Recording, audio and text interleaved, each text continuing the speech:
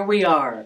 This is Olio, and I'm Susan Rushton. And before I go any further, I want to share what Olio means. It's short for Olio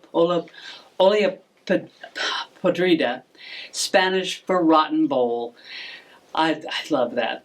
It's a Spanish-Portuguese dish with pork of all sorts of stuff, like bacon, sausage, ears, as well as chicken, chickpeas, cabbage, carrot, beans, and onions and garlic. And everything except for apples and ice cream. So this is Olio, all sorts of stuff. And today my guest is Carol Cramer. And if you are interested in learning more about what she has to do, she has an email, ckramer941@gmail. And Carol, you are the City of Auburn historian. And you guys can see that she's deeply involved with historian. Why are you wearing that? Well, I have to tell you, I do a lot of children's tours, and children always, when they see me out in the world, they always point out and say, "There's the history lady." But when I'm in period attire, this little girl explained to her mother that, oh, then we know she's working on history. Yes. Yeah. So that's, today I'm in my history role. Yeah. Okay. So, and you are, it's the City of Auburn, did not have an historian for a long time, apparently. That is correct. Yeah, and which is a pity. And you wrote, when wanting to get into this, you said, actually, I'm going to correct you right there. Okay. My arm was twisted to become the Auburn city historian. Who was visiting? The brand new city manager, Sean Rabe. He loves history. It's his fault. It is his fault that my arm was twisted and I became the Auburn city historian. So it was automatic, essentially. It wasn't automatic. It's just, I had to fill out all the papers. Of course. And then, so I did, and that's the quote. Well, good for him. That's the quote that you are going to share with the audience. Is the quote. I told her that I plan on telling people that I'm impressed what you wrote when you said, this is what I want to do. I would like to assist in making Auburn's very unique history a strong cultural and economic component for Auburn's long-term success as a wonderful community. That's right. And so how this, for years and years, I, as doing the walking tours in Old Town for over 20 years, the other walking tour guides and I would talk about, that we really needed to daylight even Auburn's history more and more and more. Mm-hmm. And so when my arm was twisted to do this, I actually kind of, no. Do I have to? But then I remembered something else, and I used to always tell my students, if you have something that you really think needs to be done, or an issue, a political issue, anything, take proactive measures. So I decided that that's exactly what I would do, would take a proactive measure and create more awareness about Auburn's history. Oh, thank you. So that was how this all came about. Okay, wonderful. So what does it? Well, you mentioned your credential, your working. And you taught history for 34 years in Davis? No. Okay, No. sorry. Okay. No, I graduated from Davis with a history major. Thank you. And of course, if you love history and you love people and kids and stuff, you become a fourth grade teacher because that's the grade that you get to go on all the field trips and enjoy history, because that's the grade. So that's what you did. And so that's what I did. And how long was that? 34 years. Okay. Mm-hmm. A fourth grade teacher. Right. Placer Hills District School in Meadow Vista. Oh, wonderful. Mm-hmm. Wonderful. And it looks like you had a good time. I had a great time. It was then so did they.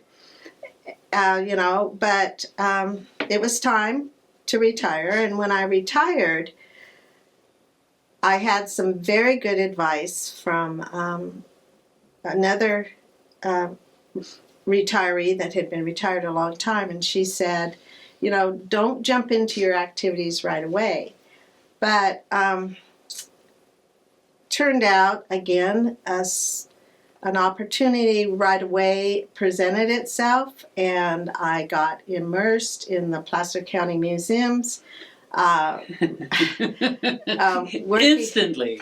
Working on the Living History program at the Bernhard, and that's how it all began. And so each project that I've done all has to do with historical curiosity. Historical curiosity. What, right. What, why, when, where, who? Well, as docents, as you are well aware of, we have the Bernhard Museum. Uh-huh. By the way, Auburn has many, many museums. Many towns have 0 museums, but we have 8 or 9. 8 or 9 in Auburn. In Auburn. Mm-hmm. Well, good. But anyway, so we as docents were kind of wondering about the Bernhard family. And so I asked a researcher, fellow teacher who had retired, and he began to do research on the Bernhard family. And so a whole glorious story came about, a book came about. I never intended to write a book. You wrote this book. Yeah. And you didn't bring it. Oh, no, shoot. no. I'm sorry. No. Anyway. Excuse me. What is it called, and where can we get it? Oh, well. Is it in the library? Oh, it might be in the library. I don't know. That gets me to something else then. Mm-hmm. Okay. We just recently saved the post office. And the post office is now open. Which post office? In Old Town, Auburn. Yeah. And it is open as a history welcome center. And all of the different historical books that have been written are available for purchase there. Okay, including yours. Including mine. Good. And the researcher was John Knox, who is the absolute super researcher. So. And what is his name again? John Knox. Okay. Mm-hmm. Okay. All right. And he's deeply involved in Auburn. Oh yes. Oh yeah. Okay. Yes, as well. Okay. Okay. But he's a researcher. He does research. And so are you. No. No? I'm not. I'm the lady with the questions. Mm-hmm. That's how I just read. You mean you ask, or people ask you? People ask me questions all the time, but something intrigues me. Like for the cemetery tour that we do each year, the annual cemetery tour, the first Sundays in October, we always have a cemetery tour, and we have about 15 people doing reenactments of historical. I love that. That's wonderful. And we were doing one of a lady named Rita Corpazzi, and at the bottom of the newspaper article recounting the court case, it mentioned the first lady lawyer here in Placer County. And I'm like, wow, I've never heard of her. Not that I've heard of everybody, but I'd never heard of her. So that got a research thing, and we daylighted Gussie Stewart, who was the first woman to be a practicing attorney here in Placer Wow. County. Okay. So it's things like that that I do more, but because I'm a people person, the other aspect of history that gets kind of lost sometimes is people do a lot of research, and they have a lot of wonderful books and do writing and whatever, but it is important to present history, and so That's what you do. that's what I do. Okay. I make attempts to make sure that we celebrate our historical stories. So this Saturday from 1 to 4, Which we won't be able to see, but do you do this regularly? no, this will be our culmination one. All last year, the second Saturdays of the month. Are you going to do it again? A lecture series, but this particular one is a momentous historical day where the Auburn Yes. school district transitioned basically from the wooden one-room type schools to a big, beautiful, modern school. Yeah. And that is the day, January 10th, that the school opened for the students. Wow. On 110 years ago. Yeah. And so we're going to have reenactors who will portray the principal and the Placer County superintendent, who was Irene Burns. And the principal was J.J. Berry, and they will, and some students from the Auburn Union School District, we will be reenacting that first day that the school opened. Okay. On And you're going to be involved? yes. Okay. Yeah, What will you be doing? Well, it's a whole program. I will start it off with, of course, the historical background, and then the reenactments will occur, and then I will finish the story after 1916, how the schoolhouse turned into City Hall, and then we will. You can wander around the school, Sure. Around City Hall. Upstairs is the incredible Benton Welty Historical Classroom. It's open Mondays through Thursdays from 11 to 2. Yeah. And so, that's all the time. Yes. Not just next. In all January. the time. Mm-hmm. What is it about history that you find fascinating? Well, history, I always say, some people ask, how did you get interested in history? And it wasn't because I grew up in a farmhouse that was built in 1874, or on my mother's side of the family, they were here before the gold rush, my father's side shortly thereafter. I mean, that's not at all. The reason I got interested in history was I loved historical fiction, and I loved biographies. That's our legacy. That's where we were. That's where we were, and that is what gives us our background and our strength to meet the future. Mm-hmm.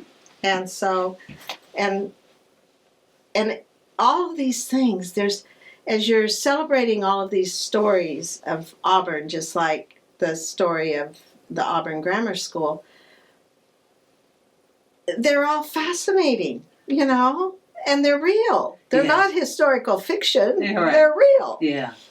This is how they were, and maybe we don't know why they were, but you were willing to figure out why they were that way, and you're Well, it's like a mystery detective. It's like with Gussie Stewart. If you read about Gussie Stewart in the Placer County history book, there's about 3 lines for her. And it said, it was mentioned with a 2-page thing about her husband, but she got about 3 lines, and it said that she, was his wife, and she taught school, which was true. She taught school for less than a year.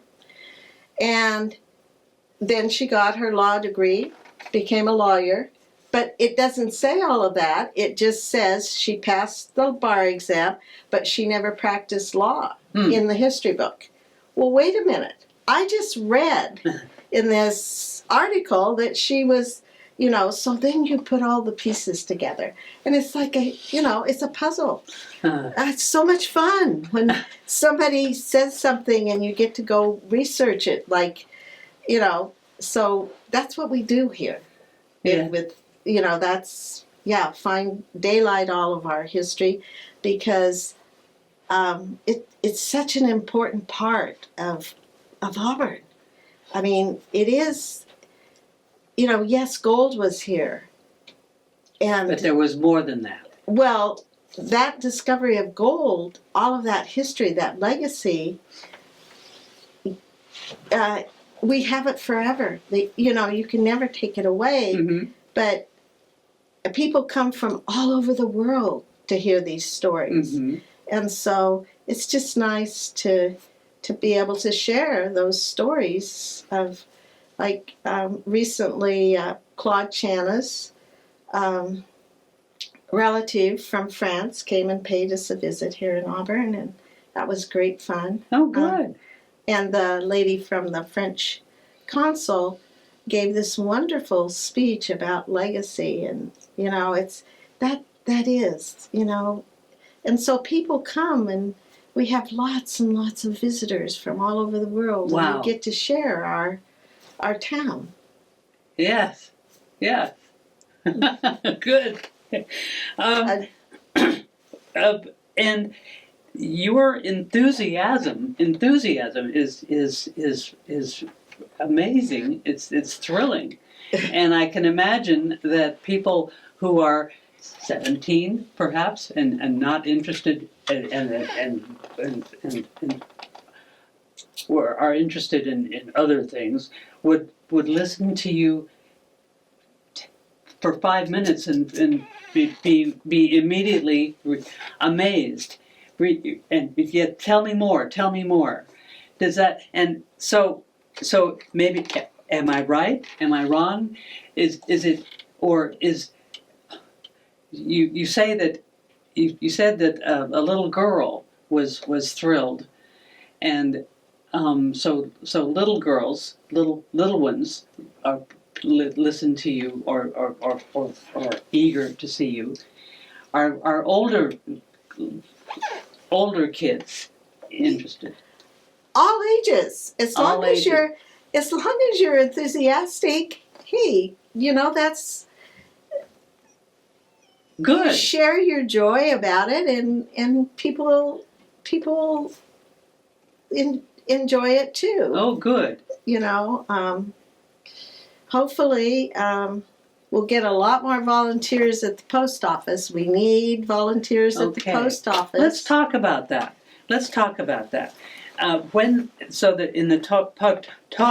the post office in Old Auburn, is that open only on the weekends, or? Right now, it's only open on the weekends, 10 to 4. Hopefully, as we get more and more volunteers, we will be able to be open more days. Okay. And we'll add, first we'll add Friday and Thursday, and so on. The goal is hopefully to be open every day. Yes. How do if a person wants to do this, what does one do?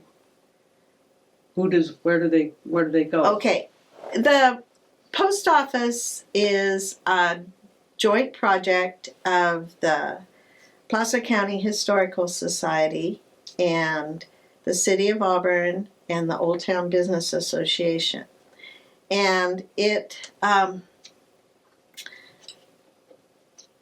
so basically the Historical Society operates it.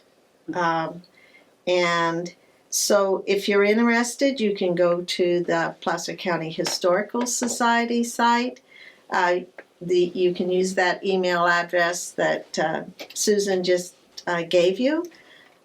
Which is Cramer941@gmail.com. That's Carol Cramer, and you'll let them know. Yes, and then that's one way. Right, and then you can contact us. You can come and visit the post office and tell whoever's there that you'd be interested. And the other thing about it is the shifts are short. Once a month is great if that's the only amount of time you have. The shifts are short, 10 to 1 and 1 to 4. And basically, most of the people, the post office is not what you would call a destination museum. What the post office is you are actually going into an artifact. An artifact. Right. Of history. An artifact of history. Okay. That's what you're going, when you enter that door, that's what you're doing. Okay. You're entering an artifact rather than it's not like a museum. Okay.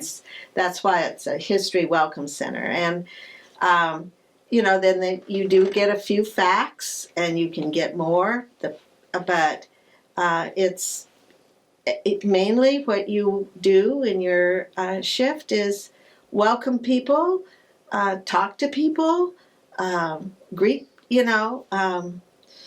share history if they want you to share history. Maybe they just want to see the artifact. Uh-huh.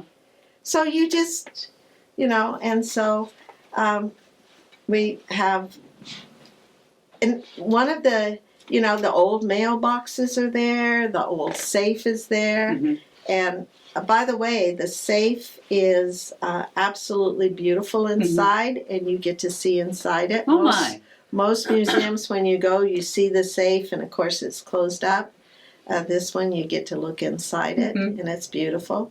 You'll be amazed. The post office boxes themselves are beautiful as well.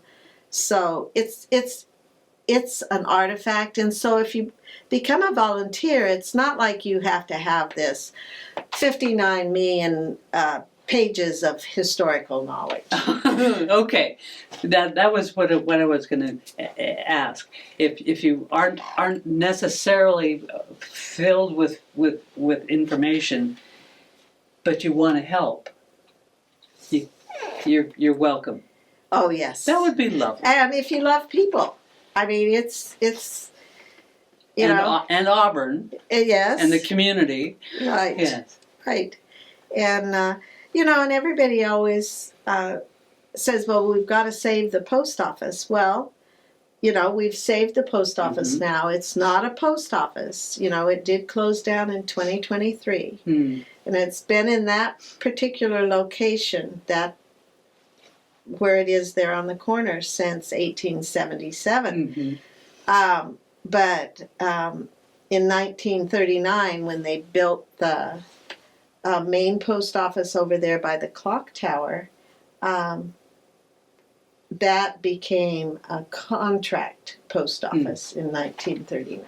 Okay. Because the main post office had gone up the hill. Yeah.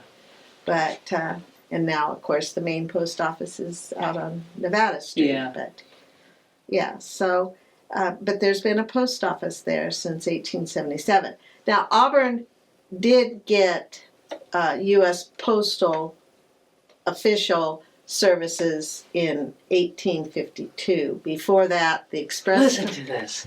It's just, oh, she knows all this stuff. My goodness. And it's basic. It's basic and right on top of her head. Wow. I'm impressed. Yeah. See, that's what you do though when you love history. You just have all this stuff that's up there, and you just never know when it's going to pop out. Anyway, so those first gold miners, they had to actually walk or hitchhike a ride of some sort down to Sacramento or San Francisco to get letters or mail letters, to send and receive letters. And then the express companies did it. But in 1852, William Gwen, who was one of the founding fathers here,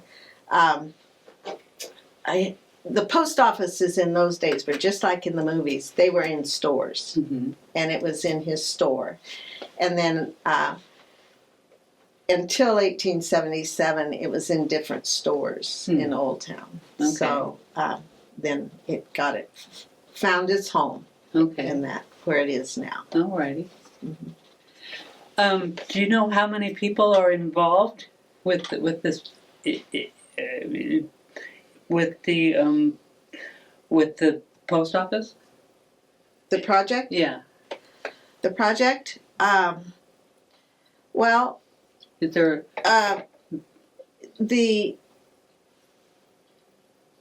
as far as numbers of volunteers that we have so far, we're probably getting up towards 40. Okay.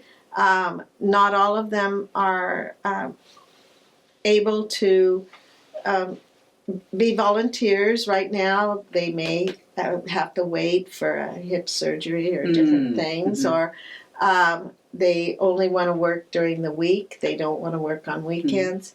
So, but we've had about 40 people on the list, and but we need about more.